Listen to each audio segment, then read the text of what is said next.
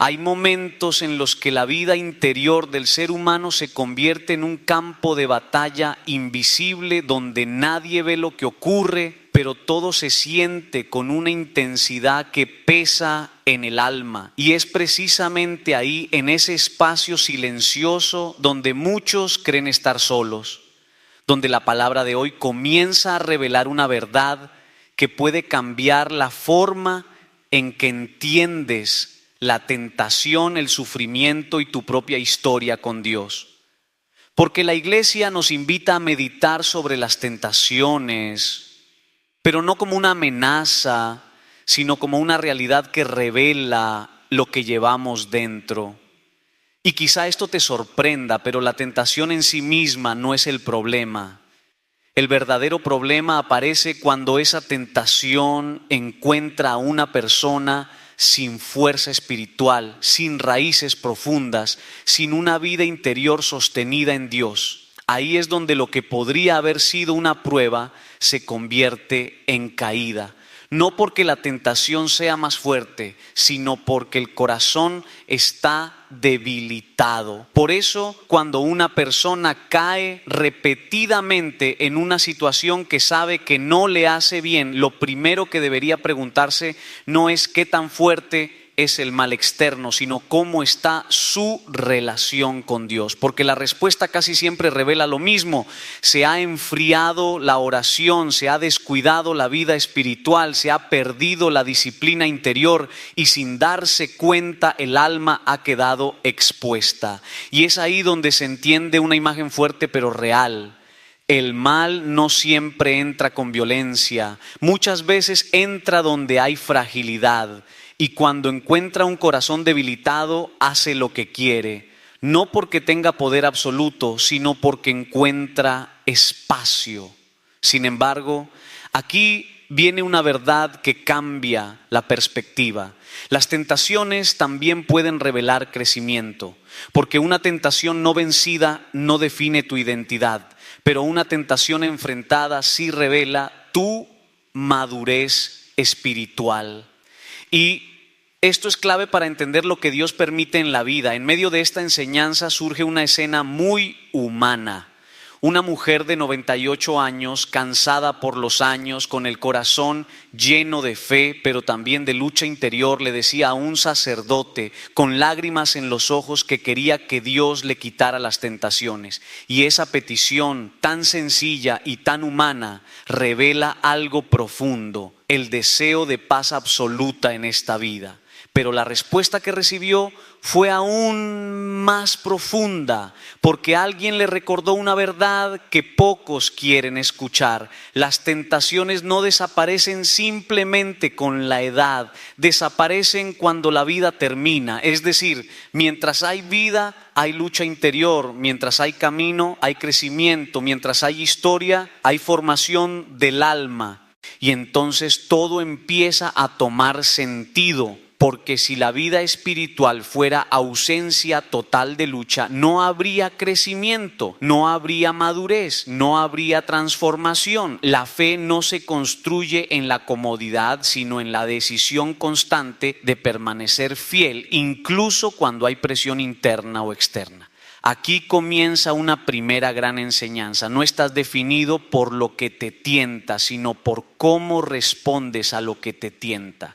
Y esa respuesta revela si Dios es realmente el centro de tu vida o si simplemente ocupa un lugar secundario que se activa solo en momentos de necesidad. Porque cuando Dios no es lo más fuerte dentro de una persona, el corazón empieza a buscar sustitutos, empieza a justificarse, empieza a debilitar sus propios límites.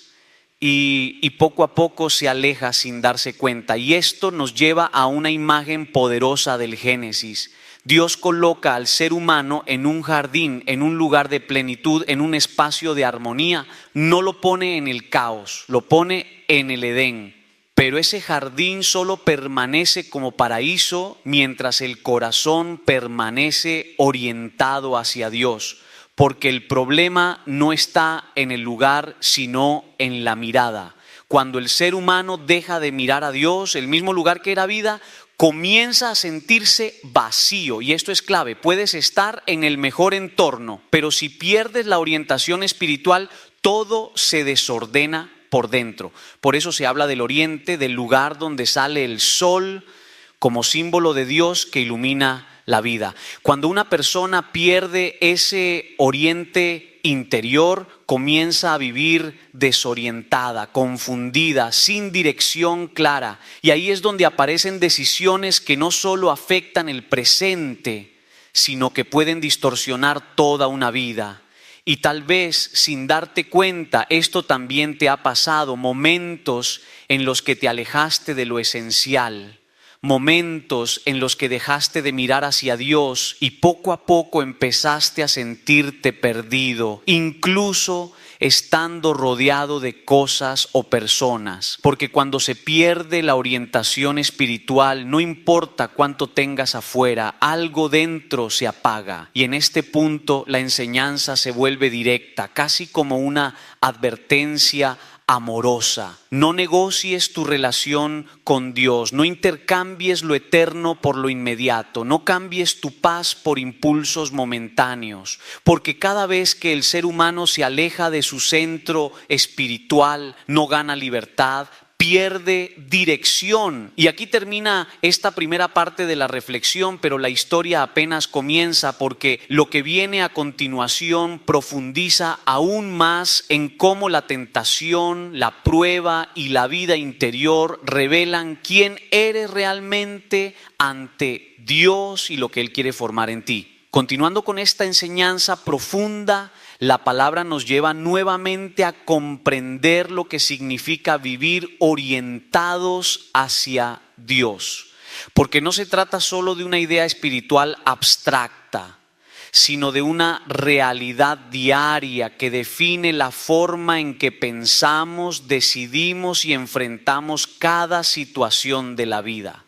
Cuando el ser humano permanece mirando hacia el oriente, es decir, hacia Dios como su fuente de luz, su vida mantiene claridad incluso en medio de la dificultad.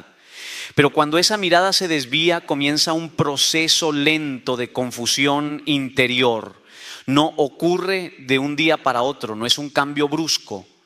Es un desgaste silencioso que poco a poco afecta la forma en que interpretamos la vida.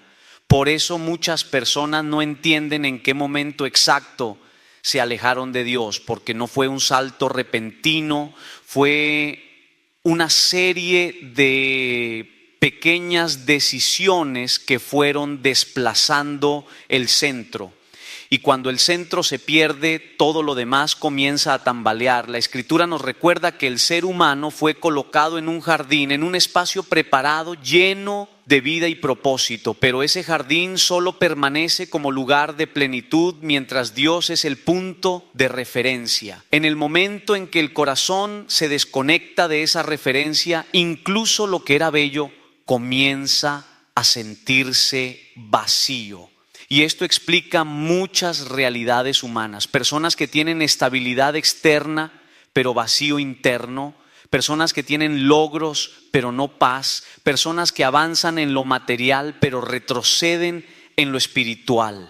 Porque el problema nunca ha sido la falta de cosas, sino la falta de dirección interior. Y cuando se pierde esa dirección, el corazón comienza a justificar lo que antes rechazaba, comienza a normalizar lo que antes le parecía incorrecto y empieza a adaptarse a una vida sin claridad espiritual. Y es ahí donde el alma se enfría. Sin embargo, la palabra de Dios no solo señala el problema, también muestra el camino de regreso. Y ese camino siempre comienza con una decisión: volver a mirar hacia la luz, volver a orientar la vida hacia Dios, volver a colocar el corazón en su lugar correcto, porque Dios no abandona al ser humano, es el ser humano quien se distrae. Y aún así, incluso en ese estado de distracción, Dios sigue llamando, sigue esperando, sigue iluminando desde la distancia hasta que el corazón decide volver. En este punto, la reflexión nos lleva a una enseñanza aún más profunda. profunda. Las tentaciones no son necesariamente un castigo, sino una revelación. No aparecen para destruirte, sino para mostrarte en qué estado está tu interior. Y esto cambia completamente la forma en que las enfrentamos. Porque cuando una persona entiende esto, deja de ver la tentación solo como un enemigo externo y comienza a verla como una oportunidad de crecimiento interior, no porque sea agradable, sino porque revela la verdad del corazón. Y aquí es donde la enseñanza se vuelve aún más clara. El Espíritu mismo permite que Jesús sea llevado al desierto. Esto no es un detalle menor, es una revelación poderosa porque muestra que incluso en la vida del Hijo de Dios, la prueba tiene un propósito. El desierto no es un lugar de abandono, es un lugar de formación. Es el espacio donde lo superficial se cae y lo verdadero permanece. Es donde no hay distracciones, donde no hay máscaras, donde no hay ruido que esconda lo que realmente somos. Y es precisamente en ese lugar donde se revela la identidad espiritual. Porque cuando todo es fácil, cualquiera parece fuerte, pero cuando todo se vuelve difícil, solo permanece firme aquel que ha construido su vida sobre una base sólida. Por eso las tentaciones no destruyen a una persona espiritual, la revelan, muestran si hay raíz o solo apariencia. Muestran si hay convicción o solo emoción. Muestran si hay fe o solo costumbre. Y es importante entender esto. Jesús no entra al desierto por debilidad, entra por propósito. Y esto nos enseña que no toda prueba es señal de derrota. Muchas veces es señal de preparación. En el desierto todo se simplifica. No hay exceso, no hay distracción. No hay comodidad, solo queda lo esencial, Dios y el corazón humano frente a Él. Y en esa confrontación silenciosa es donde ocurre la verdadera transformación. Porque una vida espiritual fuerte no se construye evitando las pruebas, sino atravesándolas con Dios. No se trata de huir de la tentación, sino de aprender a responder desde la fortaleza interior que Él mismo da. Y aquí hay una verdad que cambia la perspectiva de muchos. Cada tentación vencida no es solo una victoria moral, es una confirmación de que Dios está formando algo más profundo dentro de ti. Es evidencia de crecimiento, no de perfección, sino de madurez. Por eso el mensaje no es miedo, el mensaje es conciencia. Conciencia de que tu vida interior importa más de lo que imaginas. Conciencia de que lo que haces en silencio define lo que eres en lo visible. Conciencia de que cada decisión espiritual construye o debilita tu estructura interior. Y en medio de todo esto aparece una invitación clara. No subestimes tu vida espiritual. No la dejes en segundo plano. No la reduzcas a momentos ocasionales, porque es ahí donde se sostiene todo lo demás. Cuando una persona descuida su interior, tarde o temprano, lo exterior comienza a desordenarse. Pero cuando una persona fortalece su interior, incluso en medio del caos externo, permanece firme. Y este es el punto central de esta segunda parte. El desierto no es el final, es el inicio de una revelación más profunda de quién eres en Dios. Porque solo cuando todo lo externo se silencia, puedes escuchar con claridad lo que Dios está formando dentro de ti. Y así la enseñanza continúa, llevándonos a comprender que cada etapa de la vida espiritual tiene un propósito, incluso aquellas que parecen más difíciles o incomprensibles, porque en todas ellas Dios está trabajando silenciosamente en el corazón. Continuando con esta misma línea de reflexión, la enseñanza ahora profundiza en una realidad que muchas veces pasa desapercibida en la vida espiritual. La forma en que el mal actúa no siempre es evidente, ni violenta, ni directa, sino sutil, progresiva y casi imperceptible, porque la tentación en su esencia más profunda no llega rompiendo puertas, llega tocando suavemente la mente y el corazón. No aparece como algo claramente destructivo desde el inicio, sino como algo que parece inofensivo, incluso atractivo, incluso razonable. Y es precisamente ahí donde radica su mayor peligro. El mal no comienza mostrando su verdadero rostro, comienza insinuando, sugiriendo, persuadiendo lentamente, y cuando la persona no tiene una vida interior firme, no se da cuenta del momento exacto en que empieza a ceder, porque no hay un salto, hay un proceso, no hay una caída repentina, hay un consentimiento gradual. Por eso se dice que la tentación trabaja como una forma de coqueteo espiritual con el alma, no obliga, no fuerza, no empuja de manera brusca, simplemente propone, insinúa, atrae y espera que el corazón vaya bajando sus defensas poco a poco. Y en ese proceso lo más peligroso no es el ataque externo, sino la respuesta interna, porque cuando el corazón empieza a justificar lo que antes rechazaba, cuando empieza a negociar lo que antes era claro, cuando empieza a relativizar lo que antes era firme, entonces la batalla ya no es externa, sino interna. Y aquí es donde muchas vidas comienzan a fragmentarse.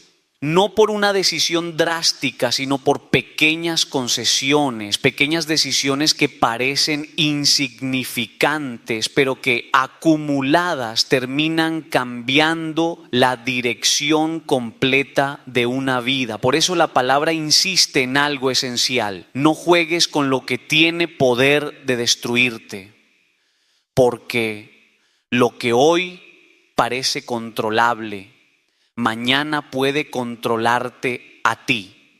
Lo que hoy parece una excepción, mañana puede convertirse en un hábito. Y lo que hoy parece pequeño, mañana puede tener consecuencias profundas. Esta enseñanza no es para generar miedo, sino para despertar conciencia. Porque muchas personas no caen por falta de fe, sino por exceso de confianza en sí mismas. Creen que pueden manejar situaciones que en realidad están diseñadas para debilitar su interior. Y es aquí donde entra una imagen fuerte, casi como una advertencia: jugar con fuego. Porque el fuego, cuando está en su lugar correcto, ilumina, calienta, protege. Pero cuando se le saca de su propósito, destruye sin piedad. Así también funcionan muchas decisiones humanas. En su contexto correcto pueden parecer inofensivas, incluso normales, pero fuera de ese orden pueden generar destrucción progresiva en la vida personal, familiar y espiritual. Y lo más delicado es que muchas veces la persona no se da cuenta hasta que ya hay consecuencias visibles, hasta que lo que era controlado se sale de control, hasta que lo que era emocional se convierte en estructural, hasta que lo que era pequeño afecta todo el sistema de vida. Por eso la enseñanza insiste en una idea clave: la firmeza espiritual no se construye en el momento de la tentación, se construye antes de que la tentación llegue, se construye en la oración, en la disciplina interior, en la conciencia constante de Dios en la vida diaria. Porque cuando el corazón está lleno de Dios, la tentación pierde fuerza. No porque desaparezca, sino porque ya no encuentra un terreno vacío donde crecer. Y aquí aparece una verdad que atraviesa toda esta reflexión: cada persona es responsable de su propio crecimiento interior. Nadie puede sostener una vida espiritual por ti. Nadie puede decidir por ti en el momento de la prueba. Nadie puede reemplazar tu conciencia en el instante de la decisión. Por eso la vida espiritual no es pasiva, es activa. Requiere atención, requiere cuidado, requiere vigilancia interior. No como una carga, sino como una forma de proteger lo más valioso que tienes, tu relación con Dios y la paz de tu alma. Y en este punto la enseñanza se vuelve aún más directa. Muchas de las caídas humanas no ocurren por falta de conocimiento, sino por falta de vigilancia. La persona sabe lo correcto, pero en el momento clave no permanece firme. Por eso la invitación es clara. Mantente atento, mantente despierto, mantente conectado. Porque el descuido espiritual no ocurre de golpe, ocurre cuando el corazón deja de estar alerta. Y así esta tercera parte nos deja frente a una realidad esencial. La vida espiritual no es un estado automático, es una construcción diaria. Y cada decisión, incluso la más pequeña, está moldeando la dirección de tu historia interior, acercándote o alejándote de tu centro, que siempre es Dios. Continuando con esta misma reflexión profunda, la enseñanza ahora nos lleva a un punto donde la vida espiritual deja de ser solo una idea y se convierte en una confrontación directa con la realidad humana, las consecuencias de perder la orientación interior y cómo el alma comienza a experimentar confusión cuando se aleja de su centro. Porque cuando una persona deja de mirar a Dios como referencia principal, no solo cambia su comportamiento, también cambia su percepción de la vida. Lo que antes era claro empieza a volverse ambiguo, lo que antes era evidente empieza a justificarse y lo que antes generaba rechazo empieza a parecer normal. Este proceso no ocurre de forma inmediata, ocurre lentamente, casi sin que la persona lo note, y es precisamente esa lentitud lo que lo hace peligroso, porque el corazón no se da cuenta del momento exacto en que empieza a perder su brújula interior. Por eso la imagen del oriente es tan poderosa. Representa la luz, la dirección, el punto de referencia que da sentido a todo lo demás. Cuando esa luz está presente, incluso los caminos difíciles pueden transitarse con esperanza. Pero cuando esa luz se apaga, el mismo camino se vuelve incierto, confuso y pesado. Y aquí aparece una verdad que atraviesa toda la experiencia humana. No es suficiente tener condiciones externas favorables si el interior está desordenado. Porque puedes estar en un entorno estable y aún así sentir vacío, puedes tener logros visibles y aún así sentir pérdida, puedes avanzar en lo material y retroceder en lo espiritual. Esto sucede porque el ser humano no fue creado solo para sobrevivir, sino para vivir con dirección. Y esa dirección no se encuentra en las circunstancias, sino en la relación con Dios. Cuando esa relación se debilita, el alma comienza a buscar sustitutos y esos sustitutos pueden parecer válidos por un tiempo, distracciones, decisiones impulsivas, dependencias emocionales o simplemente una vida centrada en lo inmediato. Pero con el tiempo, ninguno de esos elementos puede sostener la profundidad del corazón humano. Por eso muchas personas experimentan una sensación de desorientación interior sin poder explicarla. No saben exactamente qué les falta, pero sienten que algo esencial se ha perdido. Y ese vacío no se llena con más actividad, ni con más ruido, ni con más experiencias externas. Se llena cuando el corazón vuelve a su centro, cuando la vida vuelve a ordenarse desde Dios. Cuando la persona deja de vivir dispersa y vuelve a vivir enfocada en lo esencial. Y en este punto la enseñanza se vuelve aún más clara.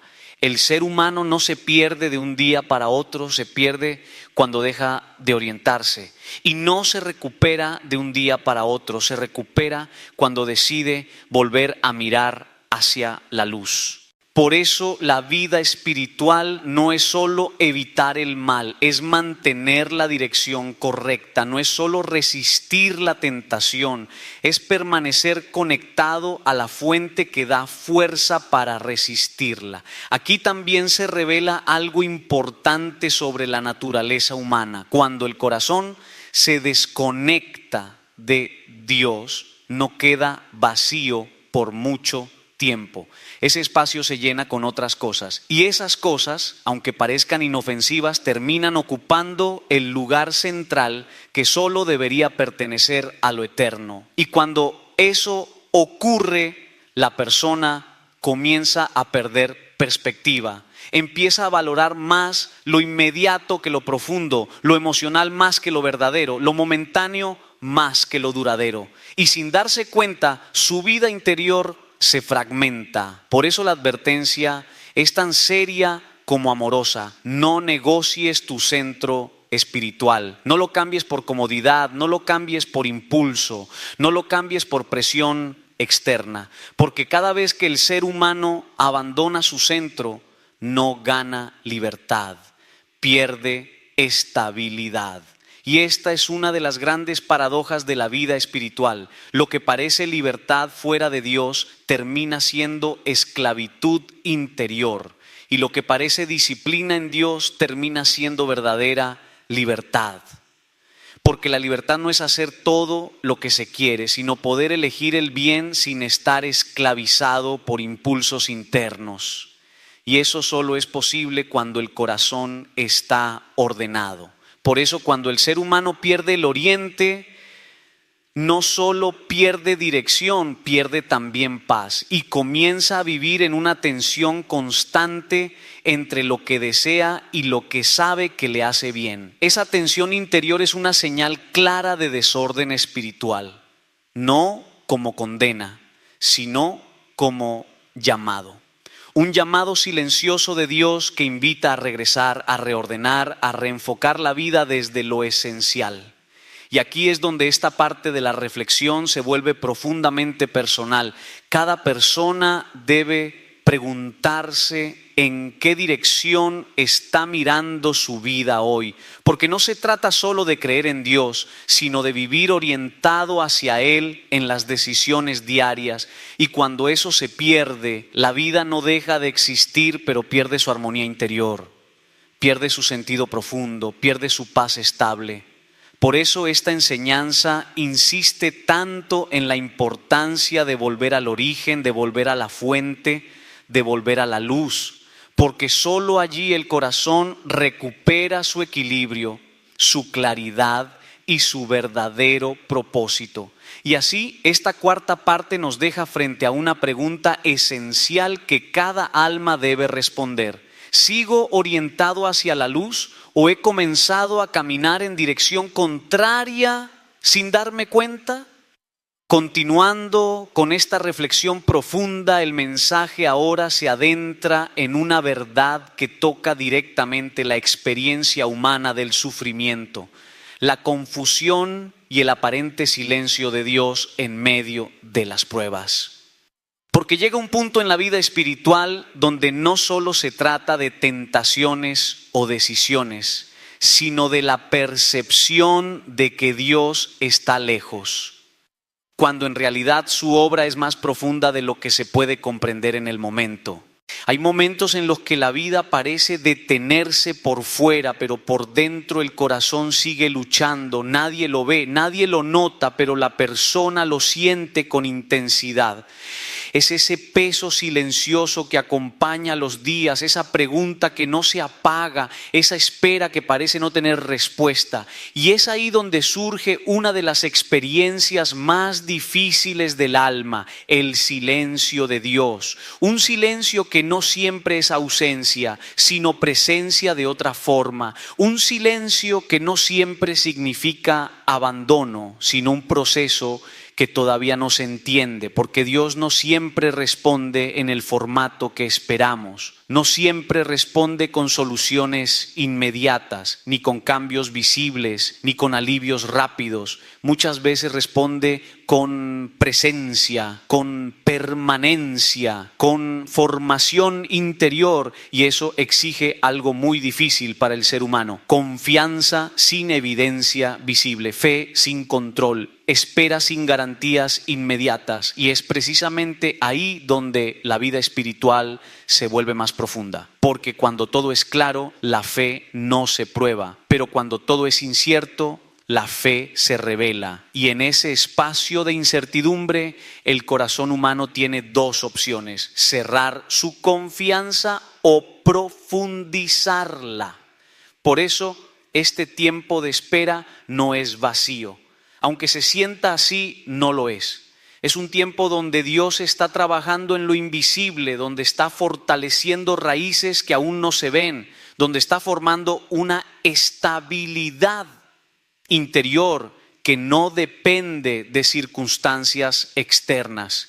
Y aquí aparece una verdad que cambia la perspectiva del dolor. No todo lo que duele es destrucción, muchas veces es transformación. No todo lo que se siente como pérdida es castigo, muchas veces es proceso. No todo lo que parece ausencia es abandono, muchas veces es preparación.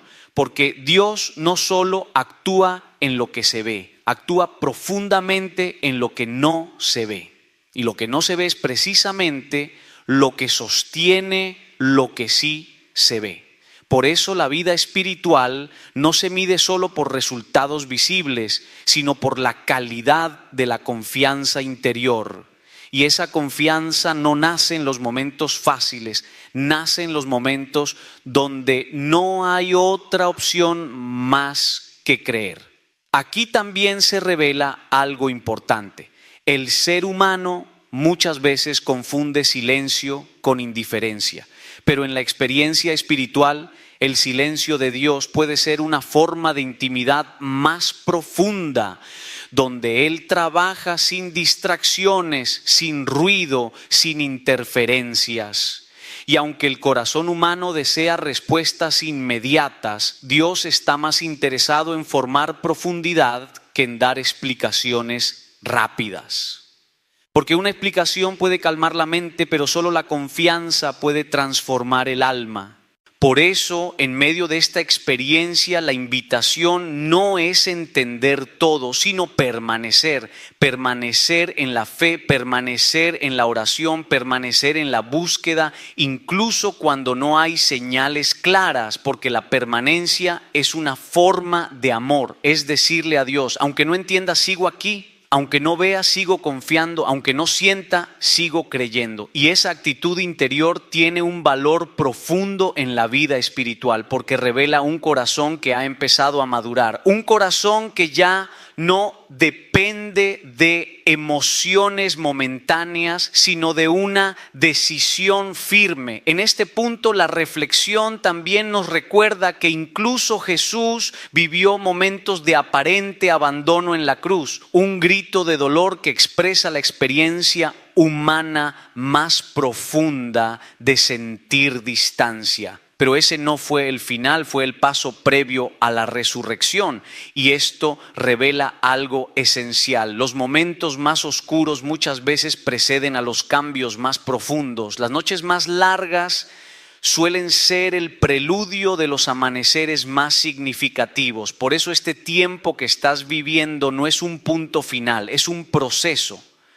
No es una sentencia, es una transformación. No es un cierre, es una preparación. Y aunque ahora no se entienda, un día al mirar atrás muchas cosas que hoy duelen comenzarán a tener sentido. Y lo que parecía confusión se revelará como dirección. Lo que parecía pérdida se entenderá como formación. Y lo que parecía silencio se reconocerá como presencia constante de Dios. Y así, esta quinta parte nos deja en un lugar de profunda reflexión interior. Aprender a confiar incluso cuando no hay señales, aprender a permanecer incluso cuando no hay respuestas y aprender a reconocer que Dios sigue obrando incluso cuando todo parece detenido.